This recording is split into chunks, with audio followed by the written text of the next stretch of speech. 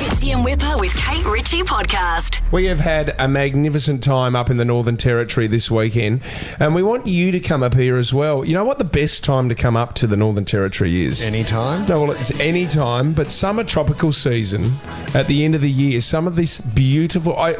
this whole week I've been saying to you guys, why do we need to go overseas? So true. Yeah. When all of this is at our doorstep. Yeah. It's been magical, isn't it? I mean, simply the fresh food, the seafood, Oh, the donut truck last night. That was different, but the mangoes...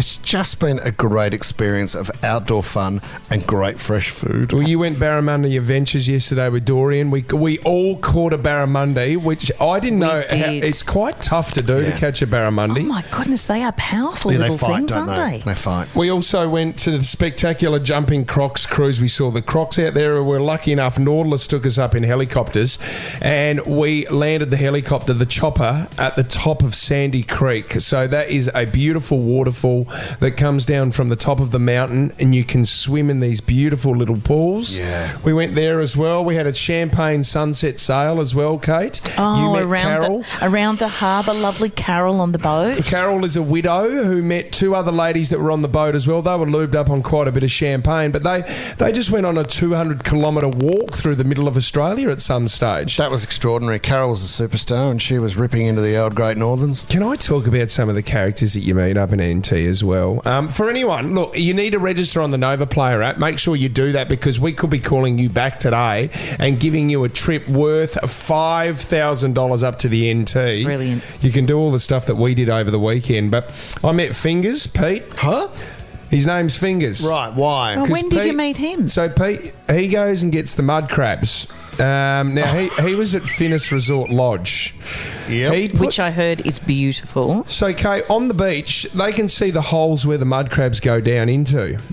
They don't even check. They put their arms into the hole until they feel something and they rip the mud crabs out. And what are they feeling? Someone latching on, Well, a crab latching onto their fingers. Is that a joke, the name They Fingers? feel their eyes and sort of around their head, and then they go bang and they rip them straight out, and then they go to the next one. Has he lost a couple of digits? Well, there was roots in the ground. So as he was pulling it out, he got his little finger caught on a root, and it went to the side, and that was just enough for the mud crabs just Claw. to latch onto his... He completely lost a little finger. Oh, to the crab. But the crab was really tasty. It was worth it. I mean, a bit chewy around the finger part. Do you know, another one was that Chase was a legend at Finnis Resort Lodge, and Chase was telling me we saw these magnificent black cockatoos with Yep. these red tails, Oh, amazing. Kate. Yep. And I went and got a couple of photos, and she said, see how there's 6 of them?